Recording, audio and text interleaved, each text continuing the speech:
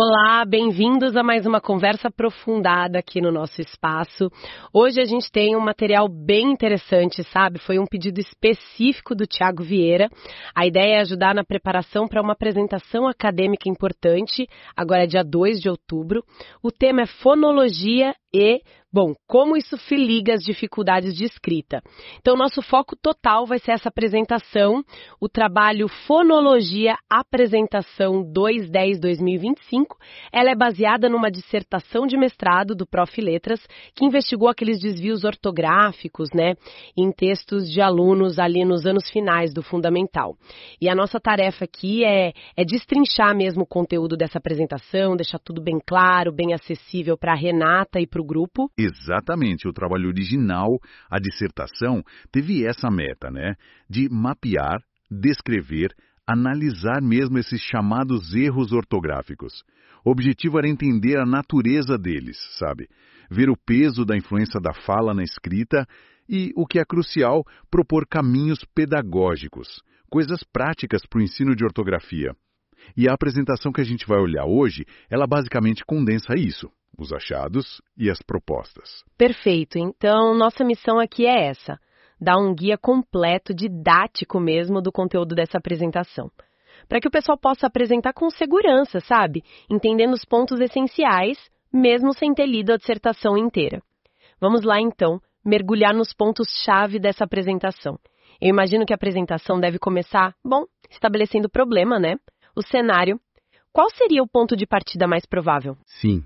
O mais lógico, é começar apontando para uma questão bem real que persiste nas escolas, a frequência desses desvios ortográficos, em textos de alunos que, em teoria, já deveriam ter consolidado certas coisas da escrita, alunos do 6º ao 9º ano. A dissertação deixa bem claro que isso não é pouca coisa, é um problema sério. E como que a apresentação conecta isso com a fonologia? Qual que é o argumento principal que deve aparecer logo de cara? Olha, o argumento central, que a apresentação com certeza vai martelar nisso, é que muitos desses erros, eles não são por acaso, não são só desatenção. Eles são, na verdade, reflexos, e bem sistemáticos até, da variação linguística que está ali, na fala desses alunos. Tem uma conexão muito forte, muito visível, entre o jeito de falar e os desvios na escrita. A análise dos textos da pesquisa mostra isso o tempo todo. A apresentação tem que deixar essa ponte bem clara desde o início. Entendi. A fala influenciando a escrita. É aí que entram a fonética e a fonologia como ferramentas para o professor, Como que a apresentação deve mostrar a importância delas. Precisamente. Esse é um ponto crucial da apresentação. Defender a importância do professor conhecer, mesmo que o básico, de fonética, que estuda os sons da fala, a parte física, articulatória, produção, percepção. E da fonologia, que estuda a função desses sons dentro do sistema da língua, como eles se organizam para criar significado, para diferenciar palavras. Esses conceitos ajudam o professor a ir além daquela correção superficial, sabe? Ajuda a entender por que o aluno escreve daquele jeito e, a partir daí, pensar em intervenções que ataquem a raiz da dificuldade mesmo. Isso muda totalmente a perspectiva sobre o erro, Não é só um X vermelho ali na folha. Para construir essa base, que conceitos teóricos, fundamentais, a apresentação provavelmente vai ter que revisar. Sim, com certeza. A apresentação precisa dedicar um tempinho para isso e de forma bem didática, O que se espera é uma revisão clara de alguns pilares que estão lá na dissertação. Primeiro, aquela distinção básica, mas é essencial, entre fonética e fonologia. A fonética lida com a matéria bruta do som, o físico, o F feito com lábio e dente. A fonologia já interpreta o valor desse som no sistema, o F que faz a diferença entre faca e vaca, por exemplo. São áreas diferentes, mas, como a dissertação até aponta citando Cagliari, elas são interdependentes, se completam para entender a língua em uso. Essa base é importante mesmo. E depois de firmar essa diferença, para onde a apresentação deve ir? Acho que os processos fonológicos são o próximo passo, E um passo bem crucial. Sem dúvida. Esse é um ponto nevrálgico, sabe? Da argumentação toda, a apresentação tem que detalhar como os sons da fala mudam em certos contextos. Coisa que todo mundo faz naturalmente quando fala, E como essas mudanças, quando vão para o papel, para a escrita, acabam gerando os desvios ortográficos. A dissertação tem muitos exemplos, bem categorizados. A apresentação precisa trazer alguns, os mais claros, os mais ilustrativos. A gente pode pensar assim em 4 grandes grupos de processos que a apresentação deve exemplificar. Tá? Primeiro, o acréscimo, quando se adiciona sons. A dissertação traz exemplos tipo advogado, né, que é a prótese, a adição no início. Ou talvez psicologia, a adição no meio, a epêntese. Outro caso seria a paragoge, colocar um som no final. A dissertação menciona formas tipo falandor, talvez numa tentativa de parecer mais formal, quem sabe. Uhum. Adição de sons e o contrário. Pois é, o oposto, a supressão, o apagamento de sons. Isso é muito, muito comum na fala. E aí, claro, aparece direto na escrita dos alunos. Tem a aférese, que é a queda no início, tá para estar. A síncope no meio, para. E um que é muito forte nos dados da pesquisa, a apócope, a queda no final. O exemplo clássico é tirar o R final dos verbos. Escrever come em vez de comer, fazer para fazer, conta para contar. A dissertação mostra que isso acontece demais. Tem também exemplos como imagina para imagina, né? Cai o I inicial. Nossa, o R final é um clássico mesmo. E o que mais? Troca de lugar? Isso, a transposição. Troca de posição dos sons dentro da palavra. A dissertação fala da metátese. O exemplo que eles dão é apodecer por aprodecer. O R mudou de lugar ali. Outro exemplo comum na fala, talvez não tão frequente nos dados específicos da pesquisa, mas que a gente ouve, é cardaço para cadarço. Entendi. Acréscimo, supressão, transposição e o último grupo. E, por fim, a transformação. Aqui é onde as características de um som mudam, seja por influência de outros sons perto ou por processos de variação mesmo. Essa categoria bem ampla. Parece que cabem muitas coisas aí na transformação. O que a pesquisa encontrou que se encaixa aí? Vários processos importantes, sim. A assimilação, por exemplo. Um som fica mais parecido com um som vizinho. O exemplo mais claro na pesquisa é o alçamento das vogais médias átonas, o E e o O, que viram I e U quando não são tônicos. Isso leva a escritas como mestiça para mestiça, devido para devido, menino, bonita. Isso é muito comum na fala. Outro processo é a sonorização. Uma consoante surda, tipo K, T, P, vira sonora. G, D, B, por causa dos sons vizinhos. Aí aparece gadeia para cadeia ou comprou para comprou. O contrário também acontece, a dessonorização. Uma sonora vira surda. Acharam negro para negro, tozes para doces. E um caso muito, muito frequente, a desnasalização. Principalmente no final dos verbos da terceira pessoa do plural do pretérito perfeito, o an, que a gente fala como ditongo nasal na maior parte do Brasil, né? Mas se escreve aram, aí os alunos escrevem começaram, falaram. A dissertação deve ter tabelas com isso, exemplos claros que a apresentação pode e deve usar. Uau! É uma análise bem minuciosa dos fenômenos da fala. Fica muito claro como conhecer isso ajuda a decodificar a lógica por trás de muito erro, né? Mas não é só fonologia pura, imagino. A questão da variação linguística também deve ser central na apresentação, certo? Fundamental. A apresentação tem que abordar isso. Com apoio na dissertação, claro, e em autores como Abortoni e Ricardo. A língua não é uma coisa só, homogênea. Ela varia, socialmente, geograficamente, dependendo da situação de uso. Varia muito. E a escola precisa saber lidar com isso, acolher essa variação, sem preconceito. A fala do aluno, com aquele sotaque regional ou traços sociais, aquilo ali reflete a identidade dele, a comunidade dele. O professor precisa ter essa sensibilidade para não estigmatizar o aluno pelo jeito de falar, que muitas vezes é justamente a origem do desvio na escrita. Dora, com a variação, leva naturalmente a repensar o próprio conceito de erro. Como a apresentação deve abordar isso? Exato. Seguindo a linha de autores como Moraes, Nóbrega, que a dissertação cita, A apresentação provavelmente vai questionar aquela visão mais tradicional do erro ortográfico. Aquela ideia de que é só falha, moral ou intelectual, algo puramente negativo. A proposta é outra, encarar o erro como parte do processo, parte natural, intrínseca da aprendizagem da escrita. O erro, muitas vezes, pode ser visto como uma hipótese inteligente que o aluno está testando ali. Tentando entender as regras da nossa ortografia, que, convenhamos, não são nada simples, nem sempre lógicas, é um sinal de que ele está pensando sobre a língua, sabe? Faz todo sentido olhar o erro como uma pista do pensamento do aluno. E já que você falou das regras complexas, a apresentação também deve explicar um pouco sobre a ortografia do português, para mostrar por que é um desafio. Sim, é importante que a apresentação desmistifique aquela ideia de que a ortografia é só um espelho da fala, um som igual a uma letra. Não é bem assim. Ela tem uma base fonêmica, sim, mas é cheia de regras próprias, históricas, etimológicas. A dissertação baseada na Nóbrega deve mencionar os diferentes tipos de relação entre os sons da língua, os fonemas, e as letras, os grafemas. Tem aquelas poucas relações que são bionívocas diretas.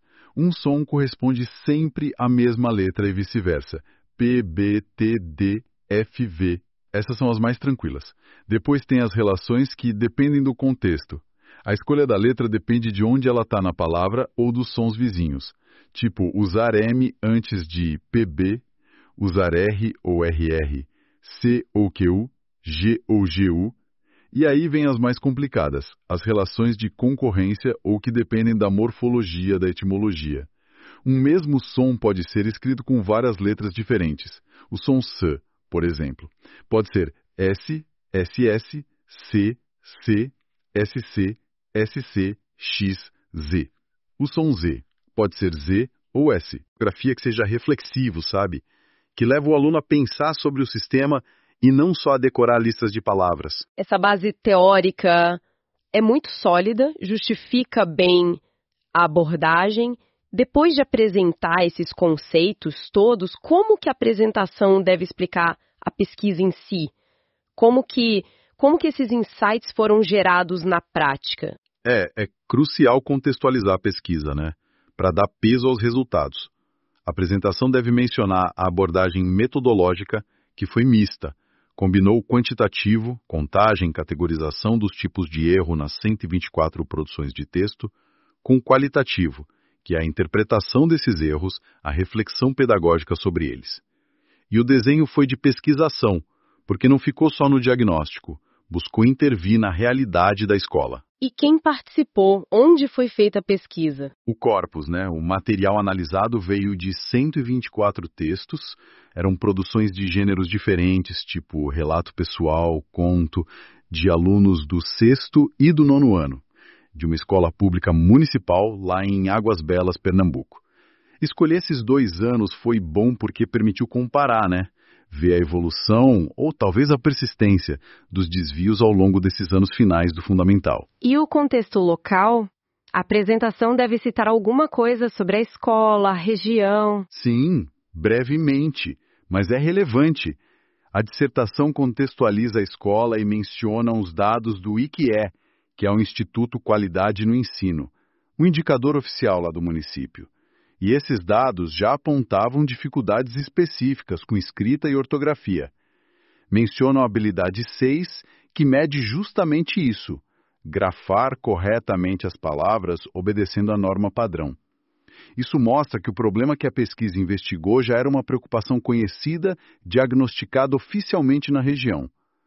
Além disso, a dissertação traça um perfil dos alunos, sabe? Destaca a origem, muitos da zona rural ou urbana, como chamam, a baixa escolaridade dos pais, muitas vezes, e uma relação com leitura e escrita que às vezes fica meio restrita à escola. Tudo isso ajuda a entender o cenário onde os fenômenos acontecem. E a pesquisação levou a uma intervenção, né? As oficinas com os professores. Isso, essa é a parte da ação mesmo. A apresentação precisa falar dessa etapa, que foi crucial. A realização de oficinas pedagógicas com os professores de língua portuguesa da escola. E o interessante é que essas oficinas foram planejadas a partir da análise detalhada dos erros que apareceram nos textos dos próprios alunos daqueles professores. Foi bem direcionado. Chegamos então no coração da pesquisa, né? Os resultados, as descobertas. O que essa análise dos 124 textos revelou de mais importante? Quais erros realmente se destacaram? Aqui está o ponto que a apresentação tem que bater bastante. O achado mais expressivo e com maior implicação pedagógica, a frequência altíssima de erros que a dissertação classificou como decorrentes da transcrição fonética. O que isso quer dizer? Que, em grande parte, os alunos estavam escrevendo exatamente como eles falam, transportando as características da variedade oral deles direto para o papel, sem aplicar as convenções da ortografia. Esse foi disparado o tipo de erro mais comum, tanto no sexto quanto no nono ano. Respondeu por quase 1/3 de todos os erros analisados. Nossa, quase 1/3, é muito significativo mesmo. Isso muda o foco, né? Não é só, ele não estudou. Que exemplos concretos desse tipo de erro, baseados lá na dissertação, a apresentação pode usar para ilustrar bem isso? A dissertação tem muitos e são ótimos para apresentar. Por exemplo, aquela omissão do R final, que a gente já falou. Professo, célula, usa, conta, fase. Reflete a pronúncia super comum no português brasileiro. A troca do E por I e do O por U em sílabas átonas, principalmente no final da palavra. Ele, gente, dificilmente, menino, sofre. É o alçamento da vogal na fala, né?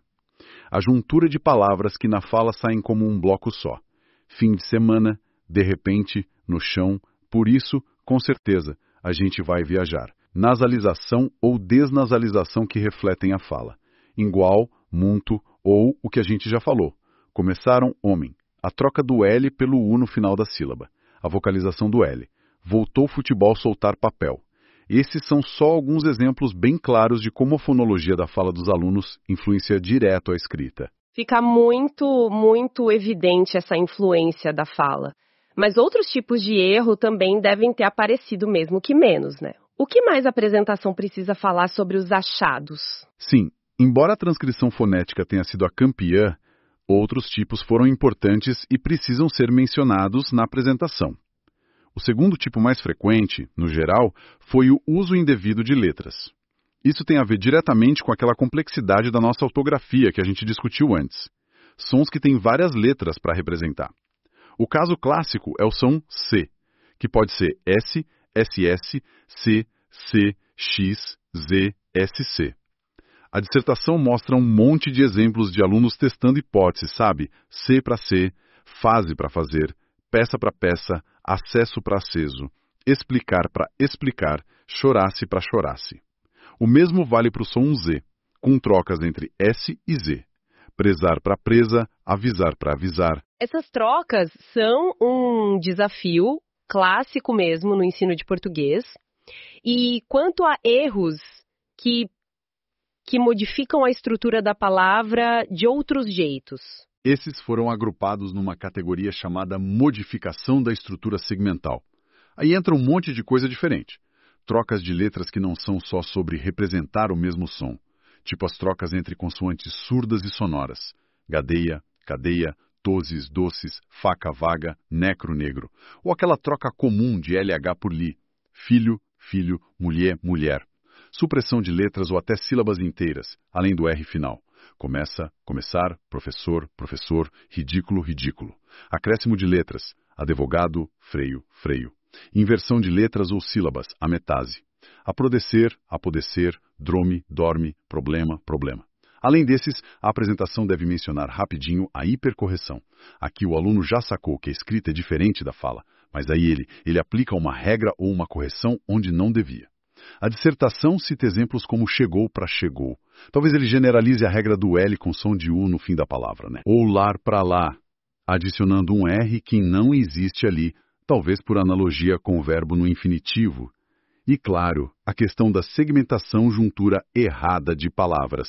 Escrever de repente ou por isso junto, ou separar comigo ou apesar de. Entendi. E a comparação entre os anos sexto e nono?